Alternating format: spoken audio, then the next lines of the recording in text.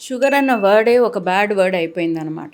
ఇప్పుడు మన Instagram రీల్స్‌లోను, YouTube షార్ట్స్‌లోను sugar తీసుకోకండి, షుగర్ తీసుకుంటే క్యాన్సర్ వస్తుంది అని చాలా వింటున్నాము. దీంట్లో ఎంత నిజం ఉందో చూద్దాము. Does sugar cause cancers? Sugar అన్నది డైరెక్ట్‌గా క్యాన్సర్‌ని కాజ్ చేయదు. షుగర్‌లలో కూడా ఎన్నో రకాలుంటాయి. మనం భయపడవలసిన షుగర్ యాడెడ్ షుగర్ అని ఏమంటామో అది మెయిన్‌గా అనమాట. ఈ యాడెడ్ షుగర్ అన్నది దేంట్లో ఉంటుంది? కూల్ డ్రింక్స్‌లో ఉంటుంది. ఇప్పుడు మన కోక్ కానివ్వండి, థమ్స్ అప్, మాజా, ఫ్రూటీ, జ్యూసులని కూడా అమ్ముతారు టెట్రా ప్యాక్స్‌లో. వాటిలల్లో కూడా అనమాట. సో, ఈ యాడెడ్ షుగర్ అన్నది మీరు ఆ న్యూట్రిషన్ కంటెంట్‌లో చూస్తే యాడెడ్ షుగర్ అని రాసుంటుంది. మోర్ దెన్ 10 గ్రామ్స్ అని ఉంటుందన్నమాట. ఈ షుగర్‌ని చూస్తే భయపడాలి.